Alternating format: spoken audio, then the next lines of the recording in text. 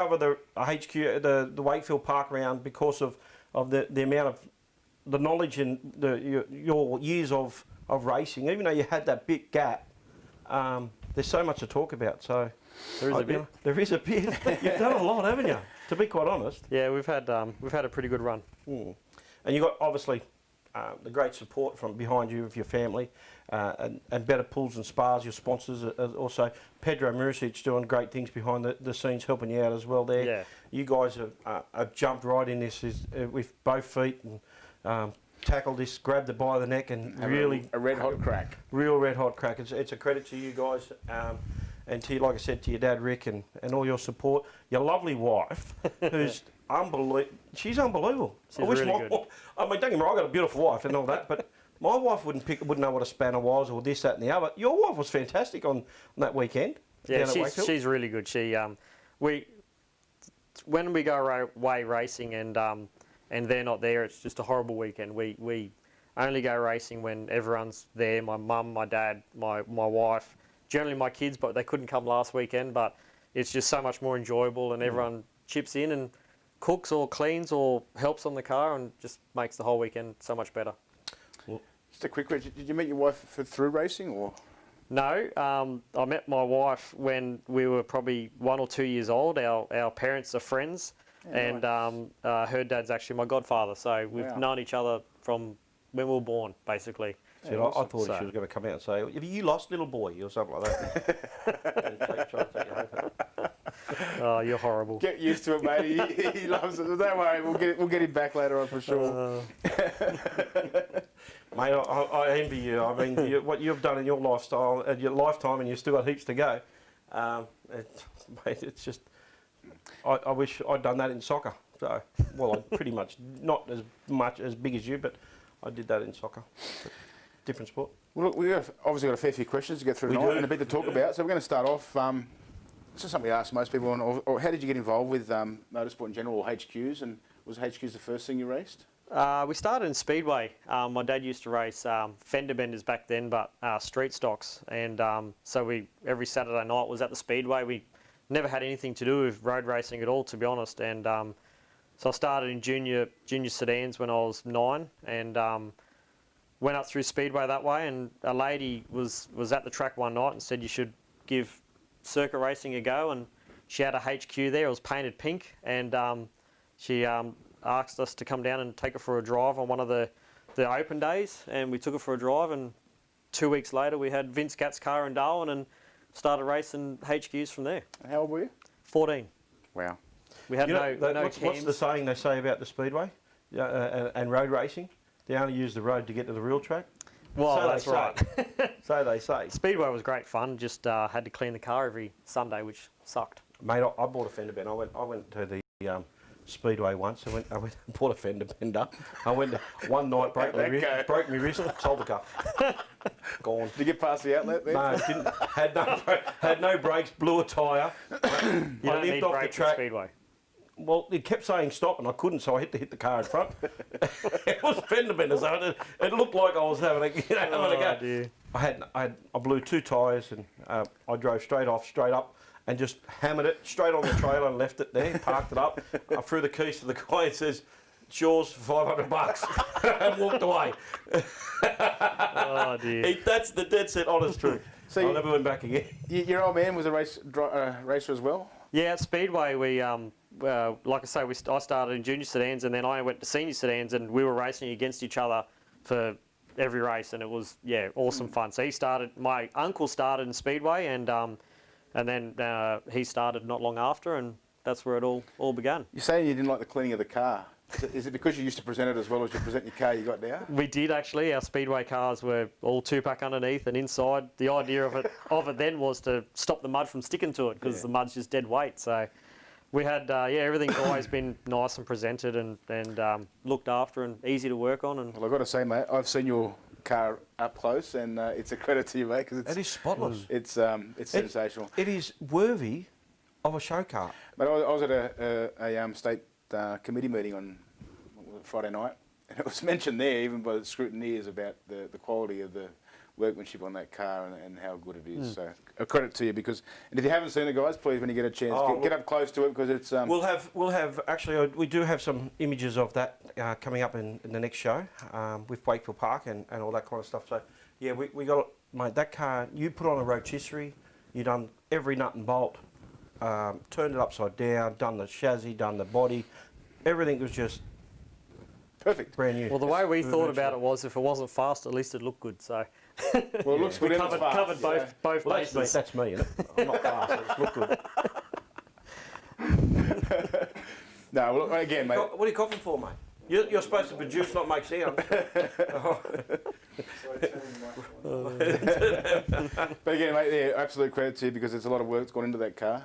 From yourself, and also, as you said, Pedro's. Yeah, Pedro's put heaps of hours into the car, so yeah, it's You must have a very good, understanding wife too.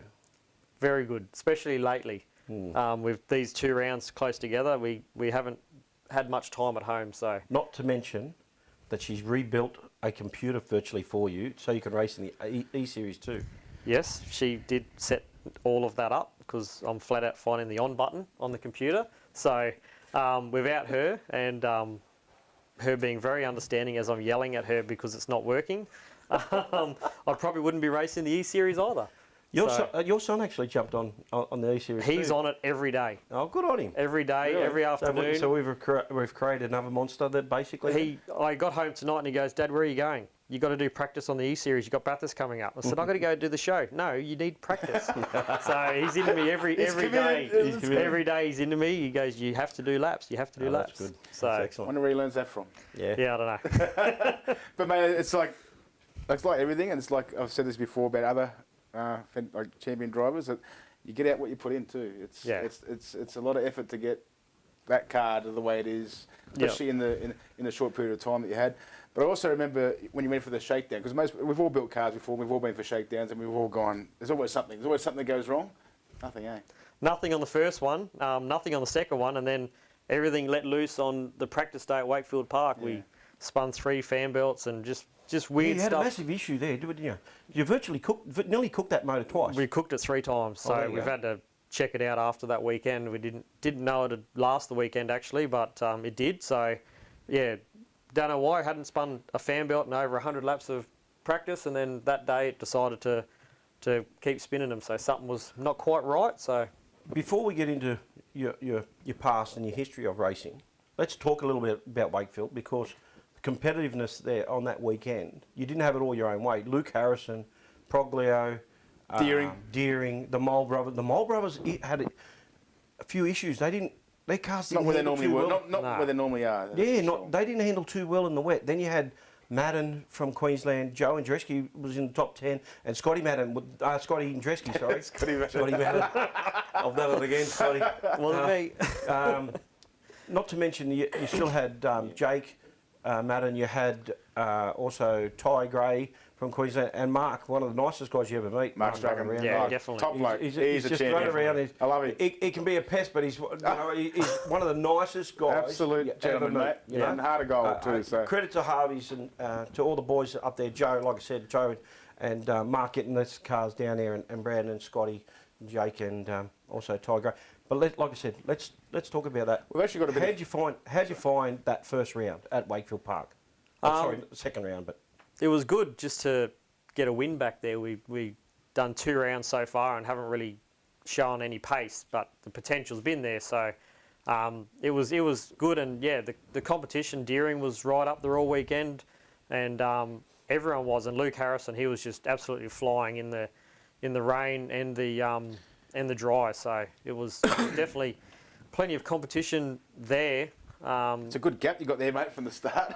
Yeah, I had great starts and great first 5 or 6 laps, and then 2 safety cars. So the Better Pools and Spas car is immaculate. You drove the wheels off that thing too. Like, to be quite honest, although you didn't like the wet as much, you pretty much had a fair lead in the first race there when it was wet. He loves the wet, mate. I've learned that about Aiden. He certainly likes the wet. There's Harrison right up Deering. Deering's butt. Yep. There, but mate, let me tell you, that kid can drive. That car is super quick. definitely, it's definitely he's going to be one of the main ones to watch for the rest of the year. I think that he hasn't had much luck in the last year or two with mechanical issues or this and that, and now that it looks like the car is super fast and reliable, he's definitely going to be one to look out for the rest of the year. And I've been saying that for the last 2 or 3 years, that when he gets in a quick car, he's going to be right at the front and probably an Australian champion. Yeah.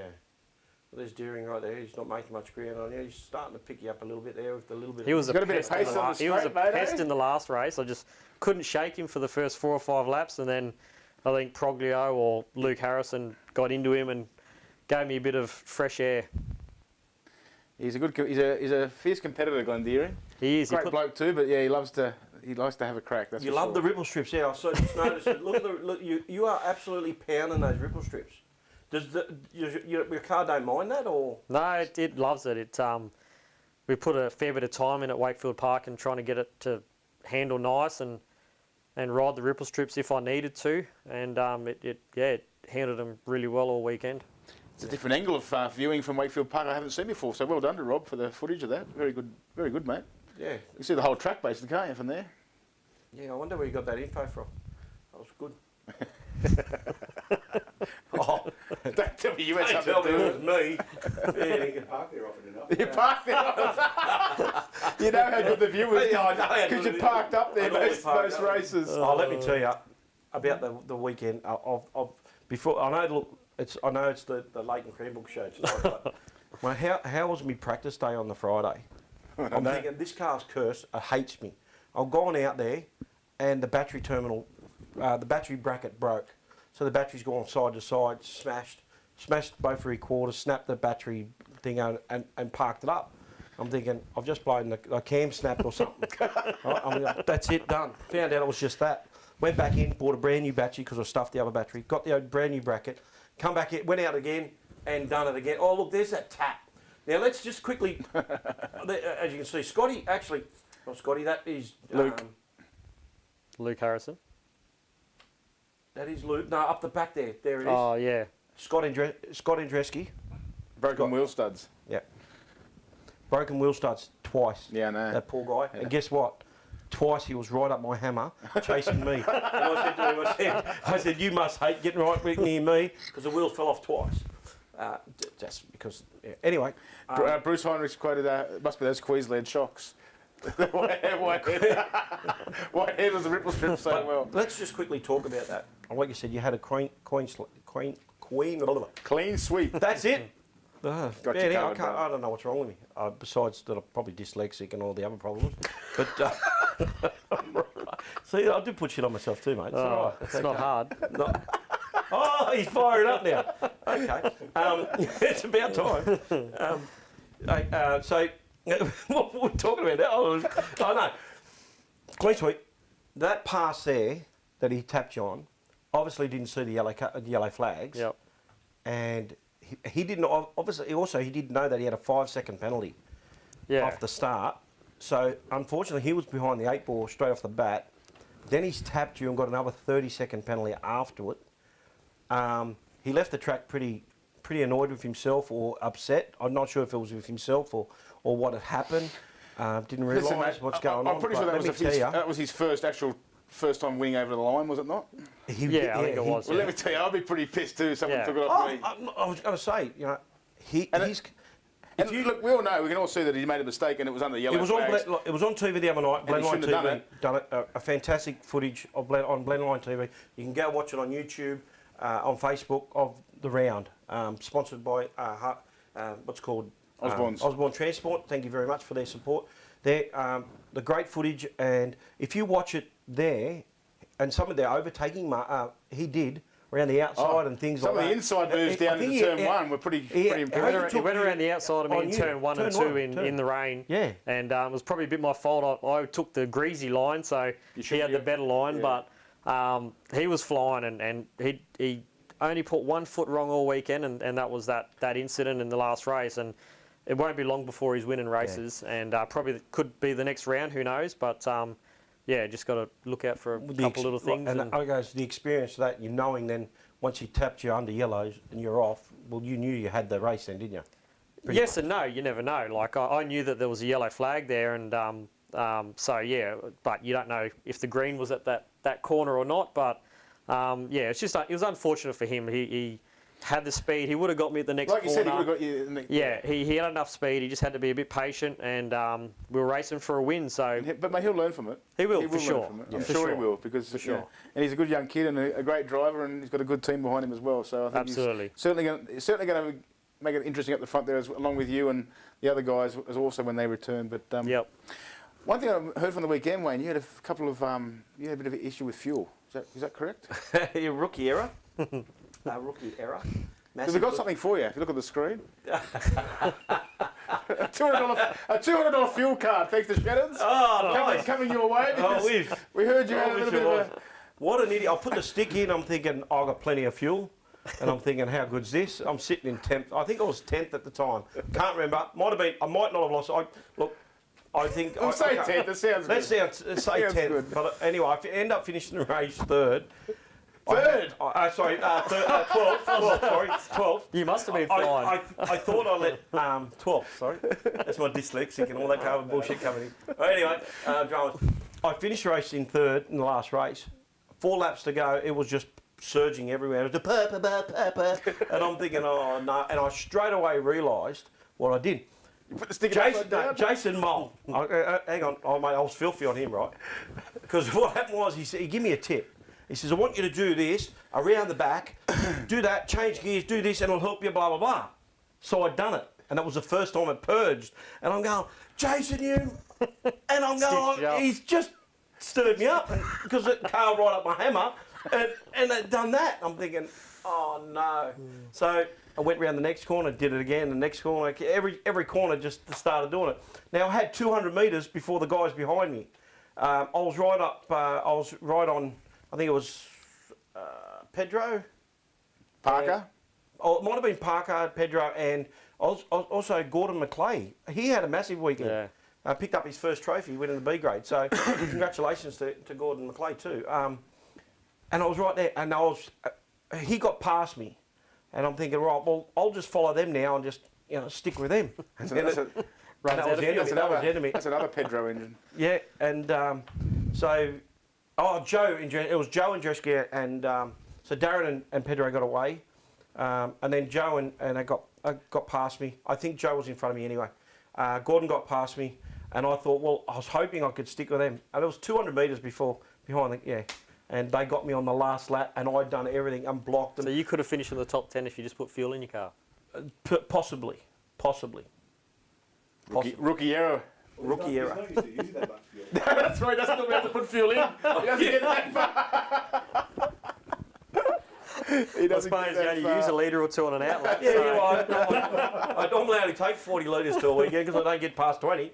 All right, let's move on to our next question for you, Leighton. What cars have you driven, and what's your favourite car you've ever driven? I'm sure there's a pretty big list, I think. Favourite race car is a sprint car. Those things are just animals. You can't tame. You can't tame them. They're just awesome, fun to drive, and just absolute weapon on the dirt. But definitely I test drove in a Kmart supercar for HRT, and that was by far that was Murphy's car, wasn't it? Murphy's car, yeah. And that was you jump out of our poxy privateer car at the time and jump into that, and it was like driving a Rolls Royce. And the difference in the shocks and suspension and just the whole team and car was just superb. Was that with Gary Rogers? No, that was with HRT at the time. Far out, I can't remember his name now. But yeah, with HRT and Kmart Racing, and yeah, the car was just awesome. There it is. There's a picture of it actually. Yeah, nice. Jeff Gretsch. So Jeff Gretsch was there and helping me out and. Did he have to help you in the car? Like no, I did that. We had pillows behind the seat, 3 or 4 pillows, and a booster seat. There's another just picture. So I could reach, I think the next picture pedals. coming up is the same car. I just got to comment on that driving suit, mate. It's That's my clown suit. It's out there, eh? It's awesome. It's out there. That looks like you shit yourself and then put your pajamas back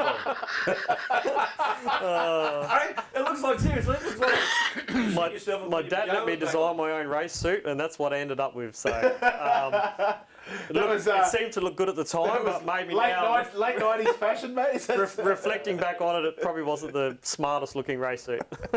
Well, we can't see the pictures at the moment. But, wow. So anyway, what other cars? There's been a few. There's another So one. that's another one. That was the Ultra Tune car I drove at Bathurst with Mick Donoghue. Now, speaking of Bathurst, at the time when you had your first drive in the 1000, because you have driven it 3 times, I believe. Yep. You were the youngest V8 supercar driver at the time. Yeah, when I had my first race and at Bathurst, I was the youngest person throughout the rest of the... Actually, I was the youngest person to drive a supercar at Calder Park, and then Paul Dumbrell pipped me for that the next round. So he was the youngest to drive Bathurst at the time. So yeah. Wow, mate. 3-time Bathurst starter, mate. That's impressive. I'm super impressed that you've come back to. There you go. There. That you're super impressed that you've come back to HQs, mate, after what you've done in motorsport, and now you're back at HQs. I mean, We were speaking about that a little before the show, and I think Leighton will agree. It's he loves to race, but it's also fun, isn't it? It is. I've always come back to racing HQs, and I've always loved it. You're always, whether you're first or last, you're always racing in a bunch of cars, pretty equal speed, and they're hard to drive. They're open diffs. They are no hard to brakes, drive. heavy cars. And to people who haven't driven one, they are not. They're probably one of the hardest to drive. Yeah, they are. They're real hard to drive, and especially drive fast. That's right. And because of that, they're great fun. So it's the first car I drove on the bitumen was a HQ, and it'll probably be the last. It's just I'll always come back to them, and they're easy-ish to work on too. You don't need a university degree to work on them like you do a supercar or something else. So they're simple. You can tinker on them in your own shed and get them and go out and race them, have fun. Speaking of your own shed, you've got a nice little shed going on up there with a couple of little toys that we'd all love to have. Yeah, we've got a few toys in there that have assisted us this year, so but, it's quite impressive. Yeah. Again, so no, good luck to you, mate. It's a great effort and well done. Jake Madden, there you go. Jake Madden just reminded me that he did push me across the line there, thanks. Gordon McClay, mate, you're welcome, mate. It was a great drive by you over the weekend. You're getting faster and faster. So welcome, congratulations on getting your first trophy, mate, Gordon McClay. So you've done well. His daughter's racing as well. So yeah, Amanda's doing great. Yeah, doing great. She had a nice spin on coming onto the straight on the weekend. Yeah, she just needs to know that when the safety car's out, to keep going as fast as you can, get away from it. So when they let the green cars go, they don't catch up to you so quick. She is learning and she's doing good things. You know, she's pushing hard, she's spinning. So you know she's trying, she's having a go. So yeah. But here's some more photos here. Just explain this photo here where you got the 2 Valvoline cars here. That was another opportunity I had to test drive for Gary Rogers. I test drove for them twice, and this time I was in Barguana's car at Winton, and mate, you would have fitted straight into that. I fitted straight into that seat. It was one of the only times I'd fitted straight into a seat, and that was the other time in Lee Holdsworth car, another short person like myself, and it was just a good experience and good fun to drive top-notch cars. They're all having a look to see where you shit your pants. It's They go, look, he just shit himself. He's in his clown suit. All I needed was the big feet, the big shoes. What are you doing? Were you just playing dice or something? Well, that looks like lousy. It is lousy, mate. There's a couple of other people there. If we get, there's another photo of it at the same time. There you go. Look, and there's lousy looking, checking their see if your shit's still there. But, so you're in with some pretty astute company there. there. And you've got Garth Tanner at the back. Jason Bright. Bright, is that? Stephen Richards. Stephen Richards, yep. Wow. Yeah. That was my first race at Calder Park. Mate, you dead set look like you're 12 years old. It wasn't far off it. You must have had a growth spurt, at least 2 inches. I don't think I did, actually. I think I stopped about there. Well, I mean, that's tell us about some of these guys. I mean, being so young and them being so young, how competitive was it? Was there competitiveness there? Was there camaraderie like what we've got here at HQs? Obviously not as but was there stuff like that? Was there anyone was helping you out? They were all straight away come up and talking to you and helping you. If you needed anything, don't hesitate to come and ask. Sure, they didn't go lending us engines and anything like that, but they were, yeah, it was a great experience and great time of my life, and yeah, it was just awesome. We grew up in Darwin, so far away from all of that. At that stage, we'd only had one supercar race in Darwin ever, so I hadn't even been to a supercar race and watched it, and to come down and all of a sudden be thrown in the middle of all of that was yeah, just absolutely awesome. Mind blowing, I reckon. Mind blowing, and at that age, I think it was fortunate that you didn't really feel the pressure or anything like that. And if you notice in the background of that picture, there's a HQ Holden. There is, certainly is. Supporting the supercars at Calder Park.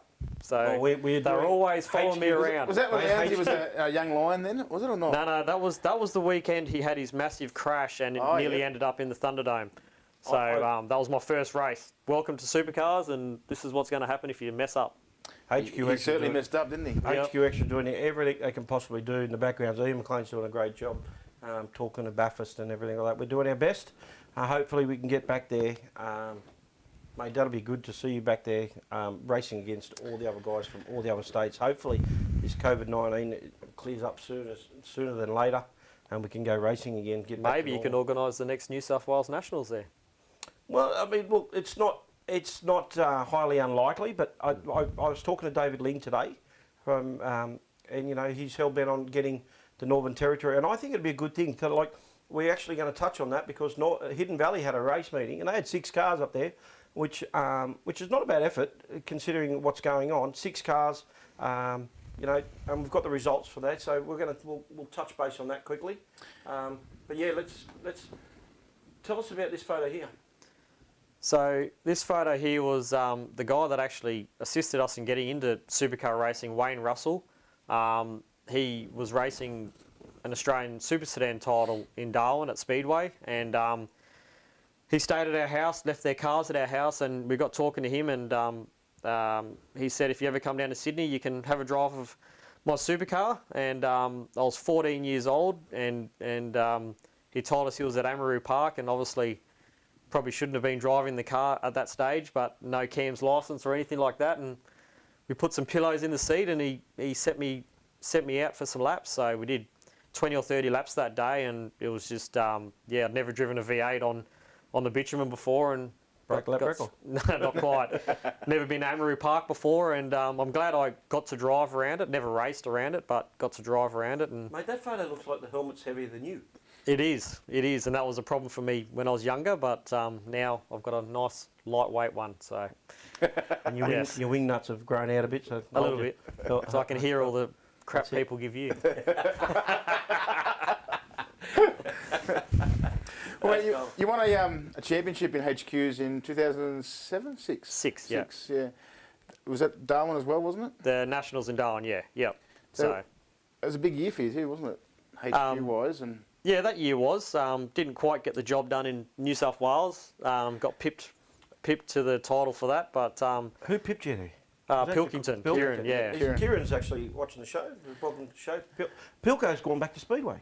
Yes, yeah. So it'd be great to see him come back to HQs, actually. Oh, it'd be great. I believe he's still got a car. Yeah. Still got his car. I think one day it might happen. But get all us old blokes back out. That was my first year racing HQs in 06, right. And I remember that was a ding-dong battle between the two of you. And yeah, we had great races all year at Oran Park, and I had one bad round all year, and that's all the momentum he needed to win the championship that year. So he did a good job. Here, this car here in the wet. It looks like Johnny Bowles behind you, or was that Dick Johnson? No, it was Dick Johnson. That was.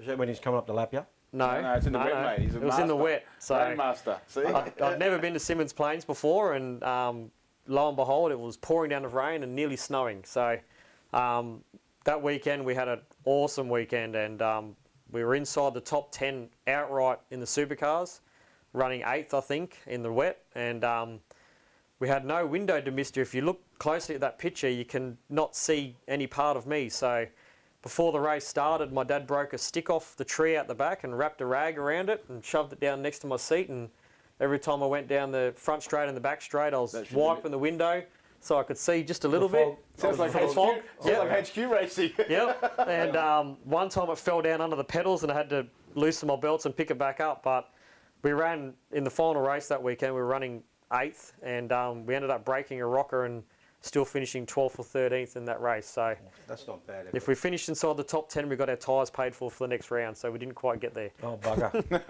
So Bugger. yeah, it was an awesome weekend. Ah, mate. That's a pretty cool picture to have one in front of Dick Johnson. It was. Talking about you loving the ripple strips. That was my first practice session in a supercar, and I Having a go.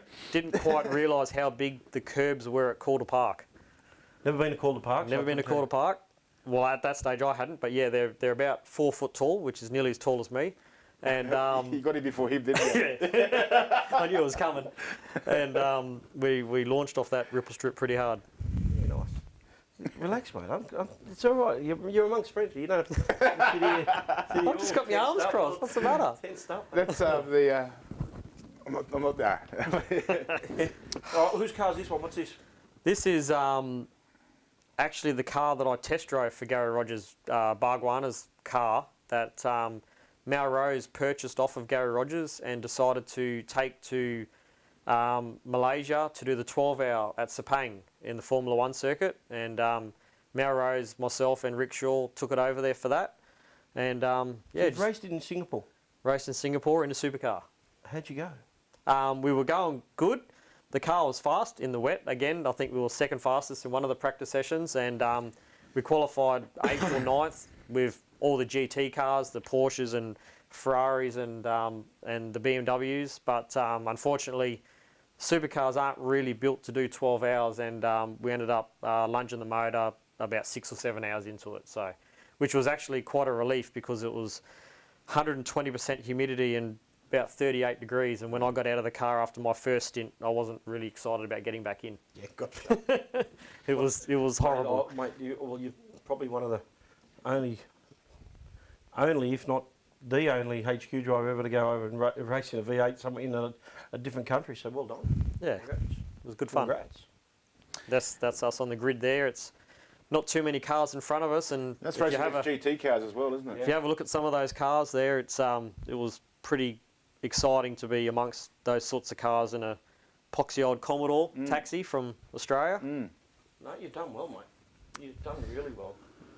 You're now That's back in right. another taxi in Australia. Now back in another taxi. So let's talk about your next question, which Bucko's looking at me wisely. Well, not wisely, but anyway. It's something we ask every guest we have, and most of them have the same answer. And I dare say I think yours will probably be the same as well, but I could be wrong. I don't know. But your favourite track you've ever raced at, and obviously you've raced overseas as well, so what would be your favourite track? Actually, you might have a different answer.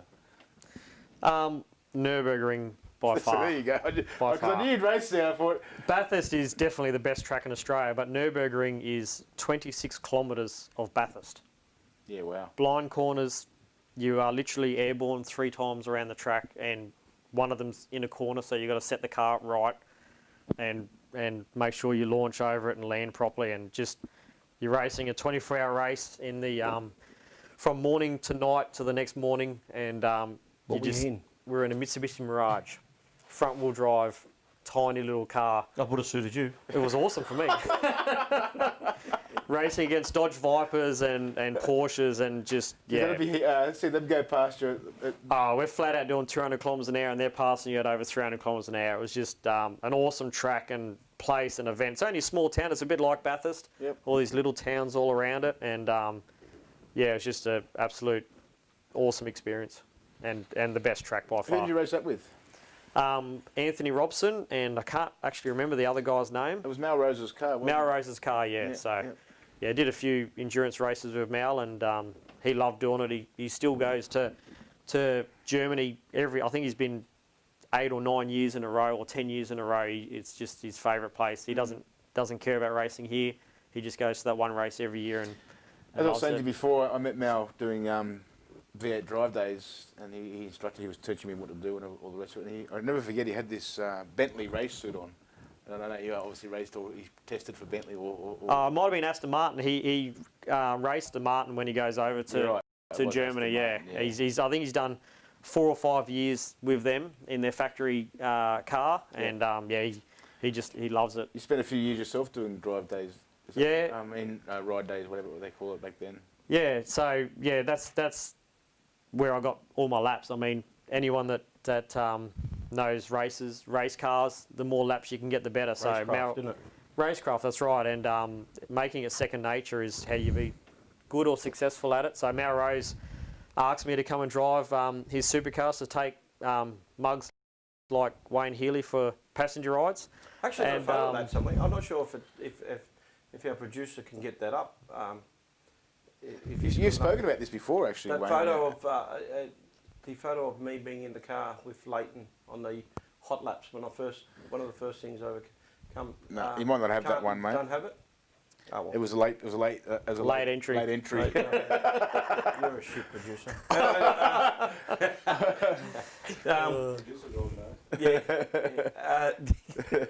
Mate, let's talk about also the Ute the V8 Utes. You grabbed that by the horns and took off with that and ended up winning another the championship in 2008. Yep. Yeah. Yeah, it was awesome. It's again that opportunity came from the Melrose ride days. Grant Johnson, who actually races HQs a little bit over in Western Australia, he was testing his ute at one of his days that I was driving at, and got chatting to him about what the category was about, and everyone in Australia loves a V8 ute, whether it's a Holden or a Ford. So the opportunity came up to lease a car. And the first race I did in one, I won at Adelaide, and that gave us a little bit of incentive to keep going, and the next year we won the championship. So yeah, we had a great run. I remember that because Bucko and I were there. Greenies, all the three Green brothers were there. Pascal, my mate Doggy, Mark, we're all there. We got heaps of signatures of all the other drivers. You won the V8 supercar, the V8 Utes, I should say. That last round. But let's just talk about that last round at Oran Park, because Tried to kill it. you nearly killed it. You nearly lost the championship. Yeah, it was. I didn't qualify as good as I should have at Oran Park, especially considering I knew my way around there pretty well, and got myself into a bad situation and got a flat tyre in the first race. So that put us last in the first race, and basically the last race, if Kim Jane won, I had to finish 7th to win the championship by 1 point. So I got from 26th to 7th, and I could see he was in 3rd, and that's where I stayed for the rest of that race. Didn't need to go any further, just needed to make sure that that's where I was, and got us the championship by 10 points, I think it was, in the end. Going the last lap, you knew you had it. You knew you had it, and you started fishtailing and showing off to all the thousands of fans that were there. Yeah, got a bit excited. Didn't realise that the wheel bearing on the rear was stuffed and bellowing smoke out the back until my dad came on the road using me and told me to settle down. And you could have spun it. You could have lost a wheel and not won the championship at all. But we didn't. No, that's it. There's a lot of bucks. But you know,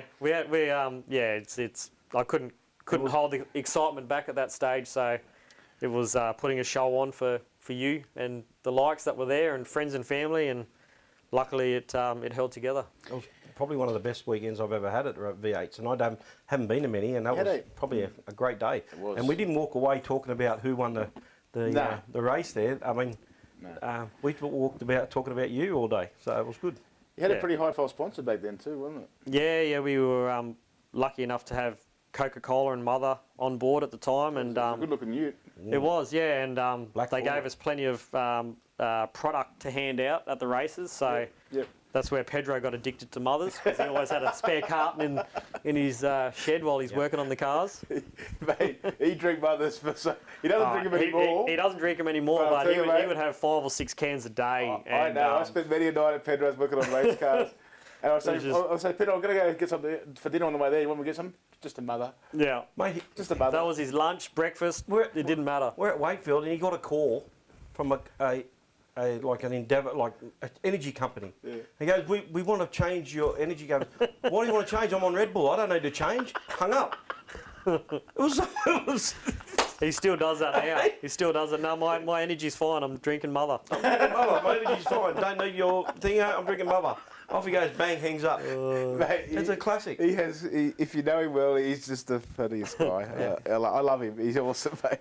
Unfortunately, people don't see that side of him sometimes, but no, he's Everything's a joke. He's You need to know everything's a joke. He's an outright champion. Yep. A legend of a man and very talented. The first time I ever come to New South Wales racing, as I'm pulling my car off the trailer, he pulled up in his car.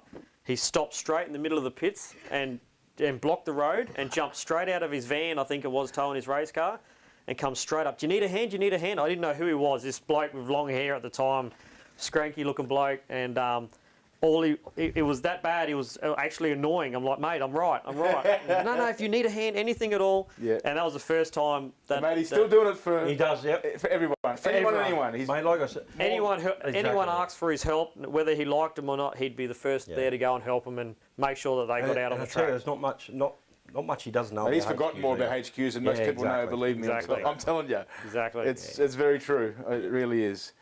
Mate, can we move on? Or I was just going to say, the Hidden Valley, you started up there. Yeah. Yeah, that's what I was going to do. So, well, just before we keep going, but you started up in Northern Territory. That's where you grew up. Yep. And then you come down here. Hidden Valley, they had a round. So we're going to talk about quickly go through some results. Yeah. Results. I've been getting my pronunciation right early on. Let's see how we go. Yeah, let's see how you go. I want to hear this. Okay. Race 1, Hidden Valley. Hidden Valley race 1, and first place we have. I've been told his name is Scab Bujnowski. Is that right? Bujnowski. That's pretty close. Pretty close. Yeah, it's pretty good. Anyway, his name's Marion, but everyone calls him Scab. I've never met the gentleman, but apparently he's out HQ tragic. Yeah, he's a Pedro of the territory basically, Yeah, and he was racing up there when I started racing up there, and he's still racing. he's still racing now. He's still winning.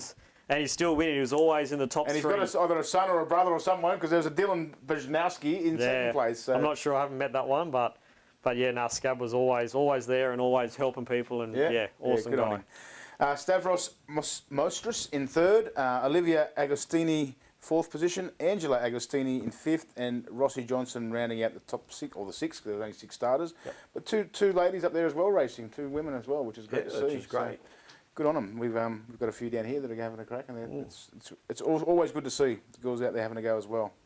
On to race 2, and Scab Bujnowski obviously had dramas because he was at the back. He finished last, and he's I think again we think it's his son Dylan won that race. Second to Stavros Mostras, Olivia Agostini into third, Rossi Johnson fourth, and Angela Agostini in fifth. And as I said, Scab maybe had a few issues. He's back in sixth. So from first to last in one race. Yeah. Something certainly happened. Race 3, which is Scab, Marion, Bujnowski. He's back at the front.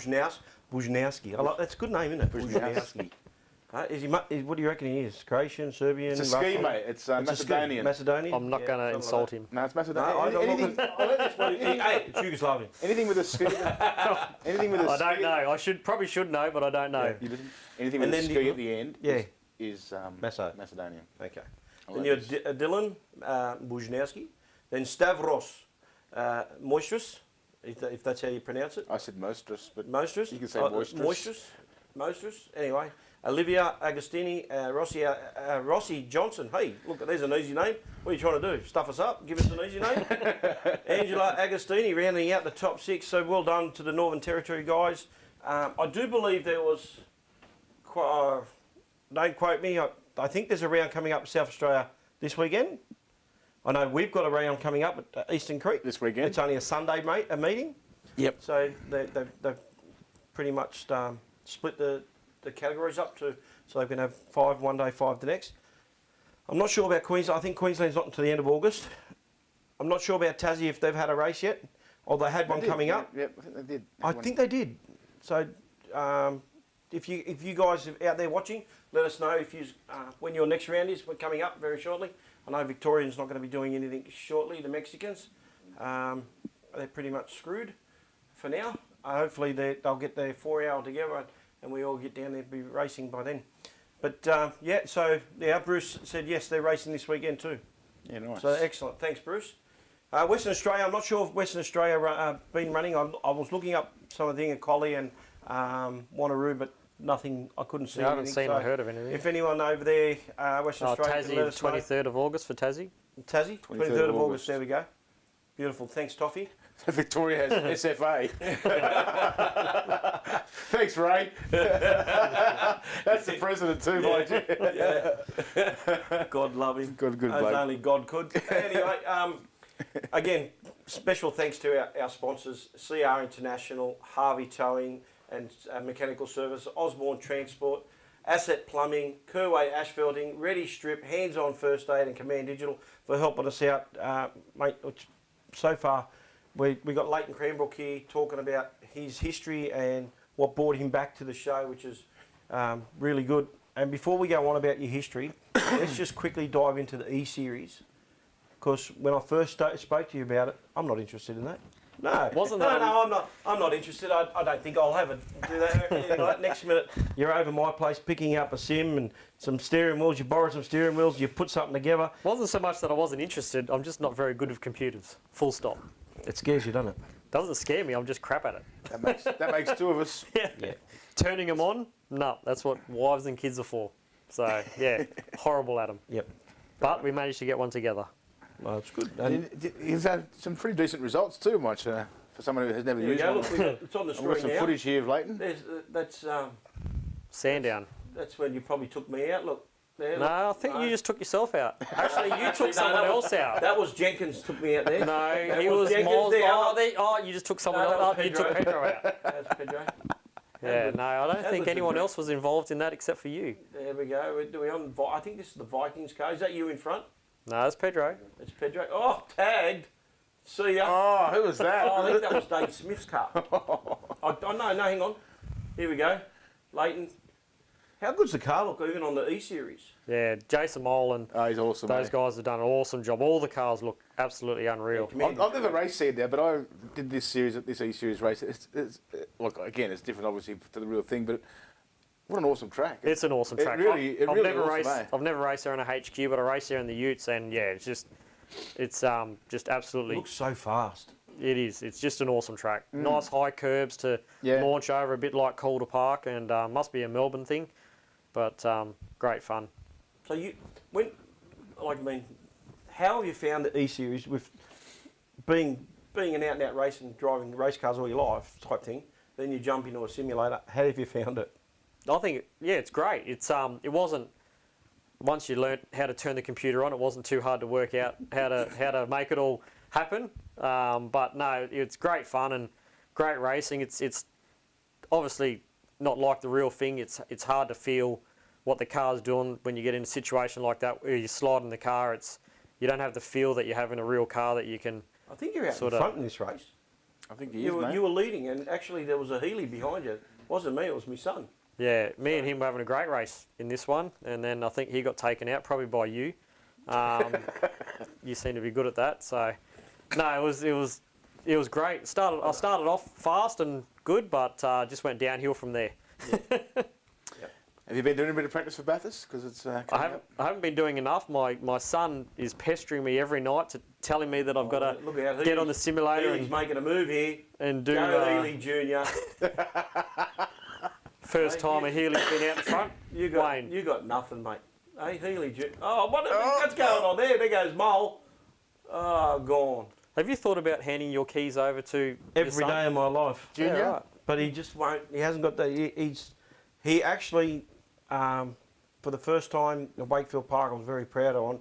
He came down, he washed me, he was helping me, he was right into it, and he came for dinner, and then he said, "Dad, I'm going home."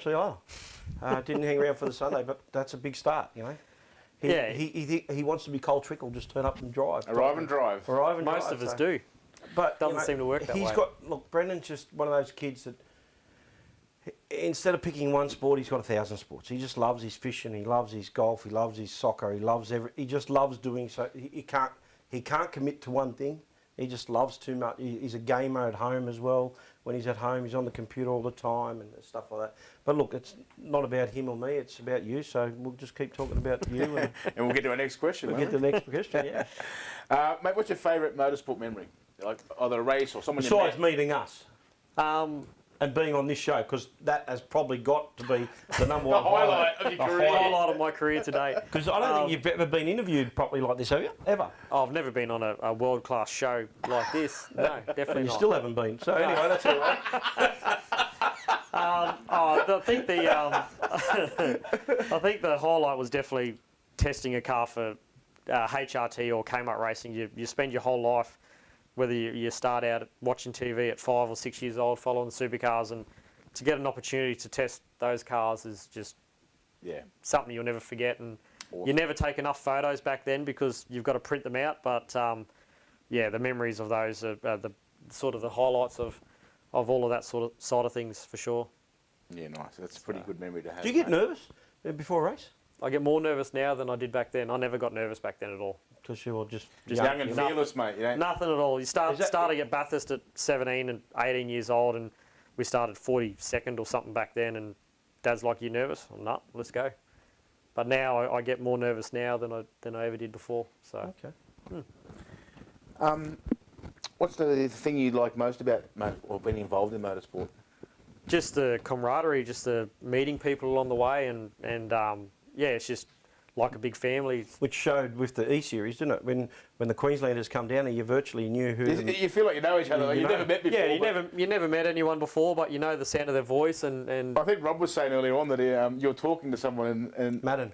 at the track, and then someone said, "Oh, that's Leighton," because he just knew by your voice. You know what I mean? I think it's awesome for that. You know, like it's hard to go and just talk to people you don't know, and if we're all on the E-Series every second week, and you're chatting to all these different people you've never met before, but you've all got the same interest, and when you come face to face and you meet them, you feel like you already know them. So it's definitely a credit to you guys for all of that side of things. And as we like to say, man, it's mate against mate.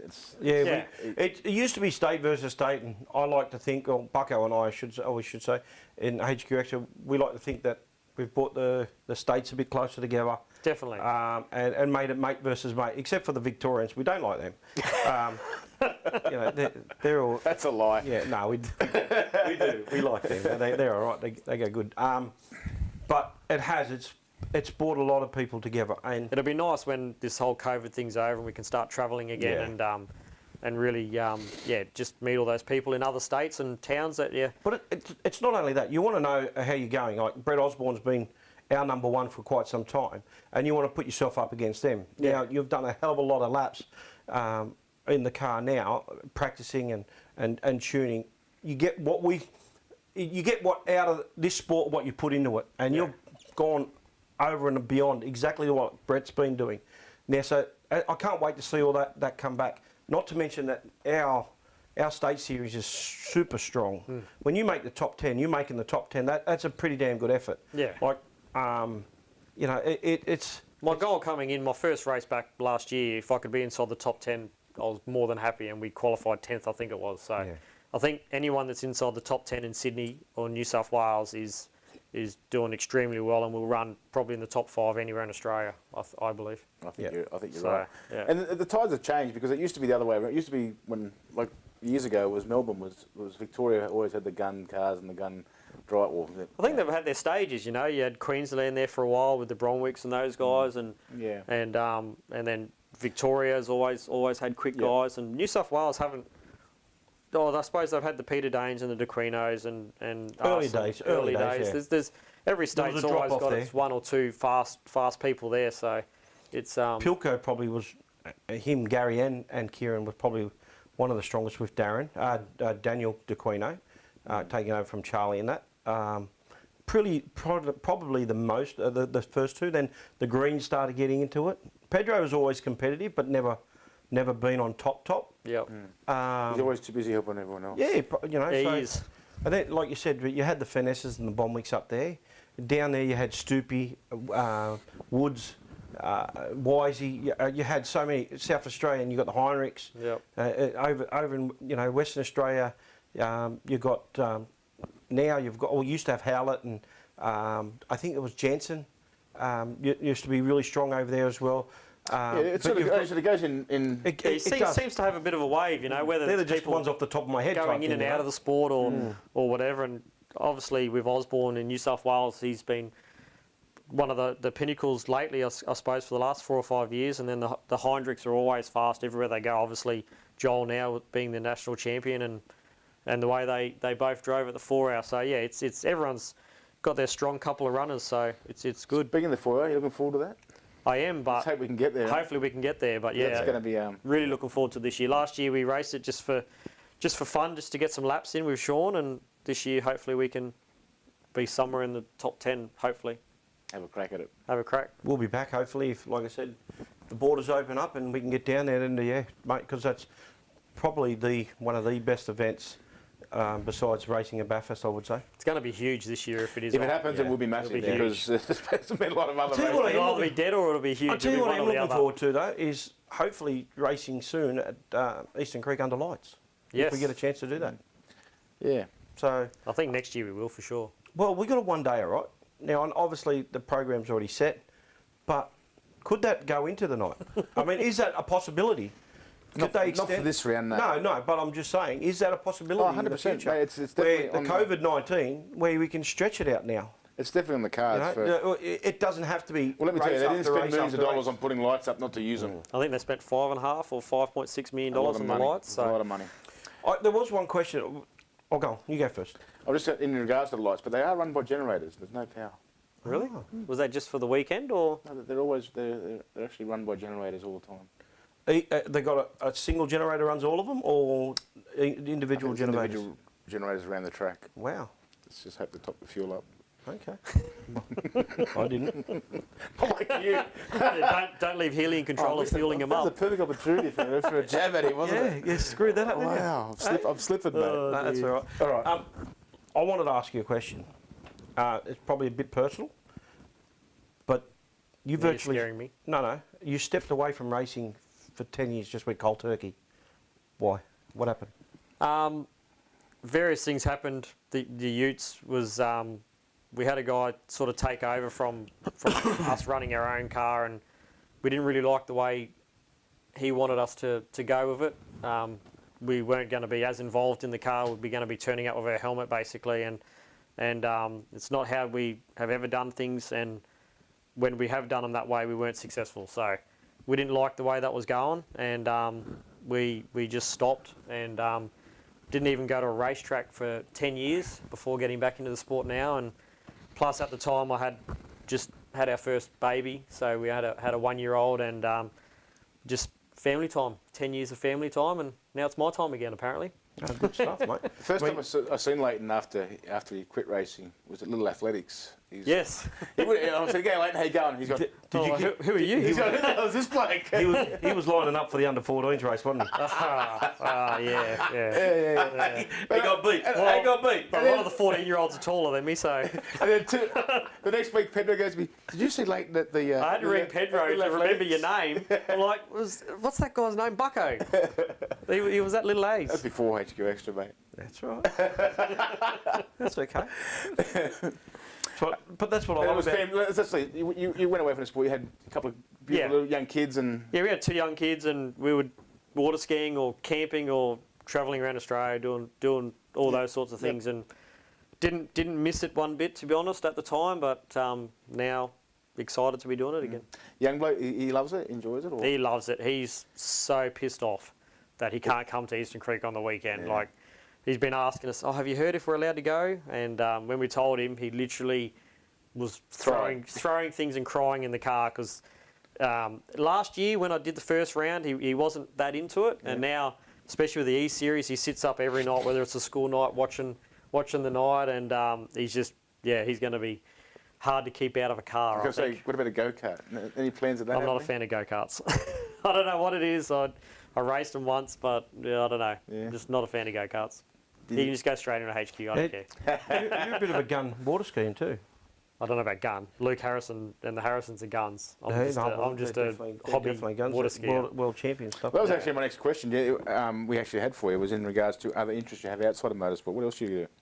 Just water skiing basically, and camping. We love going camping with the kids, and just You've always had boats, haven't you? You've always done a lot of. yeah. My dad used to water ski race. That's probably the motorsport we started with. It was when I was 8 and 9 years old. I was water ski racing like the Harrisons were, and when I got to a certain speed, I stopped. I wasn't quite as ballsy as the Harrisons and that. So, but my dad's won 3 world championships driving boats, water ski racing, and yeah, so we were heavily into that, travelling around the world in Europe, racing boats, and so always been around water skiing. How important is it having your dad around? I know how important it was with me when I started racing. Then I bought a car for Dad, and we raced. And your teamed up with your dad. My dad bought a car, and then he bought one for me. Yeah. Your dad. If it wasn't him, I wouldn't be racing. So. Rick was there again on the weekend, right behind you, helping you out on the tools, doing everything. It's very important to have that great support from your father. I told him he has to be there. He didn't come to the first round. He had some things on, so he didn't come to Wakefield Park, and I got up him and said that he had to be there. It's not that he necessarily is there to do a certain job, but he's always doing little bits and pieces. And when we had the drama with the fan belts, he was right in there. Yep. You know, this is out of alignment by 2 mil, and that's what's happening. And you got a little. There was a dent in a pulley for some reason that wasn't there before, and he's just so precise with all those sorts of things, and it stops me having to worry about certain things if I've got other shit to do on the car, and yeah, the weekend looked like it was smooth sailing, but it was far from it, and yeah, it's just he loves racing as much as I do. He probably more than I do, and yeah, it's boring and crap without him at the racetrack. I'm the same. I could tell you, I reckon I can count on one hand the amount of times I've raced without having my old man there. And it's not really the fact that he does that much. It's just I think it's just the moral support and to 3 race meetings is what he's missed out of all my racing. That's it. Yeah, well, my old man wouldn't be far off it either. And he just loves it. He just likes to come and one of those, he was on holidays in Queensland when I was racing the Bathurst 12 hour, and he had a ticket booked to come back for that Sunday because it was such a last minute thing, and Mum wouldn't let him. And he will not miss a race meeting. Oh, good stuff. It's awesome. It does make a difference, mate. The support. Yeah. Oh, we're privileged that you actually came back to HQ racing. For the simple fact is, with your background and where you could have gone to any other category, but you chose HQ racing. Not anymore. I'm old and shit now. Oh shit! I wouldn't mind being old and shit. With 3 races, with 3 races. I'd like to win 1 race. HQs is about my limit now, I think. Flat out fitness-wise, Well, let me tell racing you, a HQ. your car is absolutely spotless, right? And you've done 3 races. You didn't have it all your own way. There's a lot of people, like I said, the true test will come when everyone's there. For sure. And racing. But look, at the end of the day, you still beat a quality field. You beat the Queenslanders. Brandon Madden, he's one of the quickest guys in Australia at the moment racing. Scotty Andreski's not far off him. Let me tell you, he was quick. His car just didn't handle the wet too well. I think any time you can qualify on pole in the wet and win a race and in the dry and the wet, you're having a good weekend. So we haven't got great numbers for Eastern Creek this weekend. What are we up to now? 16 or 18 or 19, I think. 19. So still not too bad. I've entered, but I don't think I'm going to race. I think Bucko's going to jump in the seat and let him race. I've got a few family things to take care of, so unfortunately I'll probably end up now missing the race, but I'll do my best to I've just found out tonight I've got a clutch to do. Clutch, brakes. I've got to fix the brakes. I've got to put a clutch 3 weeks work to do in 2 days. I've got to get it done by Monday. When? You got O2 Friday's practice. You got to fix the O2, set the O2 sensor up. Well, you've got all day Saturday then. Yeah, Mate, look, I work Saturdays. Look, the car is quick. It's good. It's a top 10 car. Don't worry, you'll be fine. Didn't you say it was a top 5 car? I did, but I don't want to put too much pressure on him. He's no Leighton Cranbrook, you know. He's better. He's won a championship in New South Wales. I haven't. Look, mate, it's. I'll make sure it's got fuel. Don't worry. I'll make sure it's got fuel. Don't worry. There's 40 litres still sitting there, ready to go. In the jerry cans. Beautiful, mate. Look, final question is, since you've come back to HQ racing, HQXtra, and I'm not trying to because you're on the show here, but how do you think we're doing as a show and as a category? Are we promoting enough? Are we doing enough? You've been in the big leagues and you've been everything. We're supposed to be classed as entry level, which is what we are, and that. But the Kiwis are going well. We've got 50 years. The car's turned 50-year-old. We're doing our best again to get on the bigger shows. In your opinion, are we doing that? We go in the right direction? Is there people we could talk to in your opinion? I think a lot of other categories in Australia could be learning lots off of you guys in this show. I think it's awesome. It's kept the whole of Australia in touch with HQ Racing and people from every state watching the show and keeping up to date with what other people are doing, and especially the E-Series. And I think you guys need a huge pat on the back for everything that you have done and what's going on. So I don't think there's much else that can be done better than what you guys are doing. Oh, jeez. That's exactly what he was looking for. Maybe, Well, maybe a haircut, true, maybe a haircut, a few things like that. But a haircut, I haven't got it. Look, if I turn, hey, look at that. That's a Devon, mate. That's I look like Friar Tuck soon. you should get a texter out. Actually, they do tattooing. Oh, now, and you can tattoo your head, so it looks like you got hair. I'll just get a wig. I'll just get like Robbie's got. Well, you don't have to worry. You got plenty of hair. You're good. I got a bit of hair. I'm right. You're right. I normally wear a hat. But anyway, mate, look, it's been fantastic having you on here. We've got to wrap things on. We could talk, mate. We could talk for hours. You've been it's such been a good awesome, thing. mate. It's actually Like to be honest, we haven't even touched the surface really of what you've done and what you've achieved. But just quickly, how many championships, wins, races? Let's quickly go through. How many wins, roughly? No idea. What's your trophy cabinet look like? Full. Beats mine. Okay. Best win? 2 championships. Your best win? Best win out of everything I've done and raced. Best win was the Australian titles in Darwin and the HQs. Beautiful.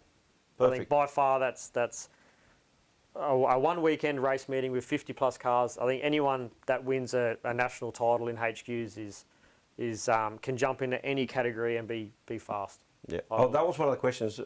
Jumping out of a HQ into other cars, HQs being in a HQ and jumping into something that a lot more responsive than that. Does it obviously give you a lot more confidence? A lot of people have said it. I say it all the time. Yeah, if you can drive a HQ fast, so, I think you can drive anything fast. Yeah, absolutely. I think if you ask Joel Heinrich or anyone that's driven a supercar or anything, I think they'll say the same. If you can go fast in a HQ, yeah, you can. You've got to have so much patience and precision to drive a HQ, and when you get into something else that actually does what you want it to do, it just makes it a whole lot easier. Yeah. And consistency, like I always say, I look at people's times in race times, and you look at the top 5 drivers, and you look at their lap times, they're nearly always within half a second. Every lap's within, even probably less, within 0.3 or 4. I think if you can do consistent laps fast, another thing that makes it. And momentum in HQ, because we don't have the horsepower. You can't make a mistake. Smooth as fast, mate. You have to. When did you jump, and when was your very first race, regardless dirt or road? How old were you? 9. How old are you now? I'm 39. And tomorrow you're 40. No, tomorrow I'm 39. Oh, bugger. 38. 38 for another Turning day. 39. Well, happy birthday, mate. Thank you. And definitely thank you for coming on my show. Thanks, mate. We'll get the sanitizer out. It's COVID. Don't worry about that. We'll do all that. We'll check all that. We don't have the masks and all that. But, mate, look, it's been an absolute pleasure having you on the show. Again, to all our viewers and supporters and thing, I apologise for not showing all last round and all the interviews and all that, because we had so many questions. We've been waiting for this guy to come on for a while. We've been trying to get him behind the camera. Took me a while. Well, not really. It's hard to get. He's put it this way: we haven't even got Brett Osborne on here, and he's very hard to get. But so he's another bloke we can't wait to get on and chat with him as well. So speaking of Osbornes, we need to thank our sponsors one more time before we go, which is obviously CR International, Harvey's Towing, Osborne's Transport, Asset Plumbing, Kerway Asphalt, Ready Strip, Hands On First Aid, and the great guys at Command Digital Signage. Again, thank you so much for all your help and support. Without you guys, this doesn't happen. And again, Leighton, thank you so much for coming on the show. It's been a good one. It's been very enjoyable. And thanks to everyone behind the scenes. Ian McLean, who's not with us tonight, running the websites and the Facebook pages. Rob McDougall, Mad Dog McDougall. Numbnuts Racing, or what do you call it? Go Nuts. Go Nuts. Numbnuts. No, yeah, same shit, different spell. Jeff, our executive producer's turned up late, but he's here. Finally, he's beanies on a bit too tight tonight, but he's all right. He's back. Again, to everyone, thank you for watching. Like us, share us. Again, I apologise for not showing the last round's highlights and all the interviews, but we had a lot of stuff we wanted to talk to Leighton about, so we'll do that in our next show. Don't forget, we got rounds coming up. South Australia, rounds coming up at New South Wales. New South Wales this weekend. I believe Western Australia got one coming up soon. Tassie's not far away, guys. So And if you've got some information, guys, send it to us so we can put it out there. We're happy to, yeah, absolutely. happy to support you guys as well. Yep. And mate, look again. It's been a pleasure having you guys, you on the show. Not so much you, but it's all right. Put up with you, you're all right. No, it's okay. I can't do the show without him, so. And he's losing weight. He's doing good. He's looking. Hey? He's losing. I found it. Yeah, he's transferred it all onto you. No. Are you up 15 now? Or? At least. It's terrible, isn't it? Pretty bad. I know. Hit up that KFC for me. Anyway, I reckon he's going to know. know what? He'll know. He'll know what? What are you going to ask him? Well, we're going to ask him. Do you know a catchphrase? No. When we yeah, what? No. You're kidding. What catchphrase? When we say goodbye. The end of every show. Don't you watch our show? Polish your head and it stays shiny? Or? That works. Okay. Of course I know it. All right, let's see. Thanks again, guys. And If it ain't pinging, keep it singing. Good night. good night.